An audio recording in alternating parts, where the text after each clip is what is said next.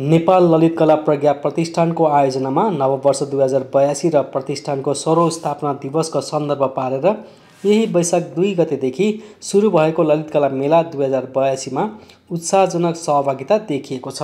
मेलामा स्टल राख्नेदेखि दर्शकहरू सबैको उत्साहजनक सहभागिताले मेलाको सान्दर्भिकतालाई चित्रण गरेको आयोजकको भनाइ छ। यो मेलामा नेपाली कला जगतमा अभ्यासमा रहेका ललित कलाका सम्पूर्ण विधालाई समेटेर नेपाली कलाको प्रवर्धन गर्ने उद्देश्यले यो कार्यक्रम गरिएको छ। नेपालमा अभ्यासमा रहेको नयाँ नयाँ खाले आर्टको अभ्यासहरूलाई चाहिँ अहिलेसम्म यसरी चाहिँ कसैले पनि आयोजना गरेका छैन। जस्तो पर्फर्मेन्स हैन, इन्स्टलेसन, यो विधाहरू चाहिँ अरूले समेटेर मेलै चाहिँ लगाएको छैन। यो चाहिँ पहिलोचोटि हो। ललित कला मेला चाहिँ यसलाई ब्रान्ड गरेर हरेक वर्ष गर्ने गरी अन्तर्राष्ट्रिय मेला गर्ने गरी यो तयारी गर्दैछौँ। मेलामा विश्वविद्यालयदेखि कलाका विभिन्न विधा लगायतको प्रतिनिधित्व भइरहँदा युवा पिँढीको सहभागिता पनि उत्साहजनक देखिएको छ। उनीहरू माटो, काष्ठ, ट्याटू लगायतका कलामा प्रत्यक्ष संलग्न भई आफ्नो सिपको प्रयोग गर्न प्रेरित समेत भएका देखिन्थे। अब माटोको भाँडा भने चाहिँ हाम्रो जेनेरेसन पुर्खादेखि नै यो पेसा गर्दै आइरहेको छ। त्यही भएर सर पनि इन्ट्रेस्ट लागेर त्यो सिकिरहेको अब चाहिँ धेरै नै खुसी लाग्छ। यो मेला भनेको एकदम राम्रो हो हैन। अब सबैलाई गर्नु मन लाग्छ हैन। कतिजनाले चान्स पाउनु भएको छैन होला, आउँदाखेरि हुन्छ, राम्रो छ। यो स्टलमा चाहिँ हामी सबै स्टुडेन्ट्सहरूले नै बनाएको ह्यान्डमेड वर्क्सहरू छ। सो यो चाहिँ खासमा स्टुडेन्ट्सहरूले केही गरेको देखाम अनि एउटा सानो बिजनेस पनि हुन्छ, लाइक एक्सपिरियन्स हुन्छ, पछि कसरी के गर्ने हैन, सबै कुराको एक्सपिरियन्स हुन्छ भनेर कलेजले स्टल लिएर हामीले चाहिँ सामानहरू राखिरहेछौँ।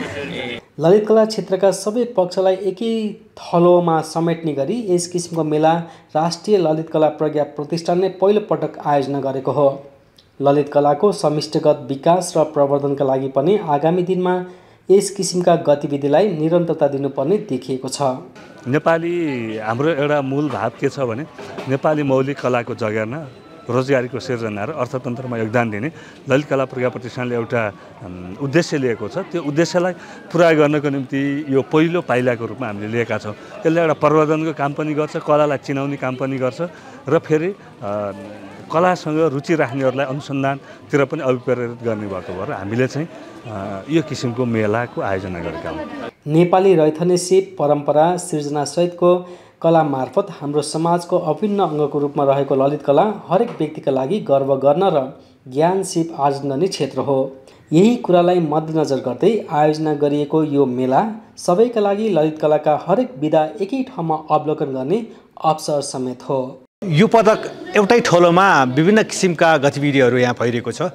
जस्तै माटोको भाँडाकुँडा बनाउने, आफैले हातले छोएर आफैले चाहिँ माटोको भाँडाकुँडा बनाउन सक्नुहुन्छ।